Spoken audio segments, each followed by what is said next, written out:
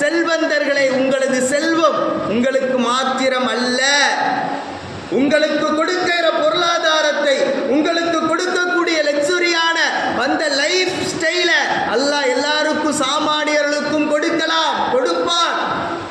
ஆனால் உங்களுக்கு கொடுத்ததின் நோக்கம் என்ன?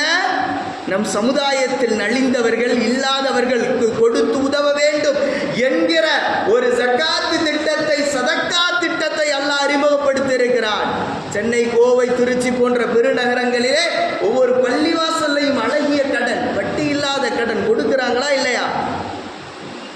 எங்க ஒரு மாசத்திற்கு ஒரு செல்வந்தர் ஒரு 10,000 அல்லது ஒரு 20,000 ஒதுக்க முடியாதா?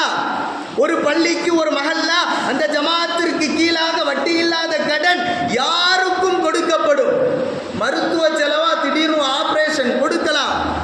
இது மாதிரி உண்டான ஒரு கட்டமைப்பை பெருமானார் மதீனாவில் வந்த பிறகு உருவாக்குனவங்கள. நம்ம இன்னைக்கு தெராக்கு போவுக்கும், கொடியேற்றதுக்கும், சோறு திங்கிறதுக்கும், பாத்தியாவதற்கும், கந்திரி கொண்டாடுறதுக்கும், அது கூடாது இது கூடாதுன்னு மேடை போட்டு நம்மை மாறி ஏகத்துவவாதிகள் பேசுவதற்கும், நீங்களும் நானும் எதிரிகள் என்று எதிர் முழக்கத்தையே நாம் இந்த சமுதாயத்தில் விதைத்து விதைத்து என்ன பலனை கண்டோம், என்ன வெற்றியை கண்டோம்? தவறிலே ஆள்கொள்கிறவன் ஆள்கொள்ளப்பட்டு கொண்டே இருக்கிறான்.